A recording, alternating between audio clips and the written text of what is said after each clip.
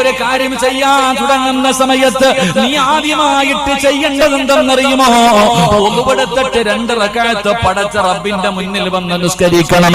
അല്ലാഹുവിന്റെ റസൂലാണ് പറഞ്ഞത്, ഇസ്തിഖാറത്തിന്റെ നമസ്കാരമുണ്ടല്ലോ, വീടിന് കുറ്റിയടിക്കാൻ പോകുകയാണ് പടച്ചവനെ. അല്ലാഹുവേ, ഒരു കച്ചവടം തുടങ്ങാൻ പോകുകയാണ് പടച്ചവരെ, ഒരു പെണ്ണ് കാണാൻ പോകുകയാണ് പടച്ചവരെ, ജീവിതത്തിൽ അല്ലാഹുവേ ഞാനൊരു പുതിയ സംരംഭം തുടങ്ങാൻ പോവുകയാണ്. ഇത് ഖൈറാണോ ശർറാണോ എനിക്കറിയില്ല തമ്പുരാനെ. അതുകൊണ്ട് നാഥാ, ഖൈറാണെങ്കിൽ നീ ഇത് തുറന്നു തരണേ അല്ലാ.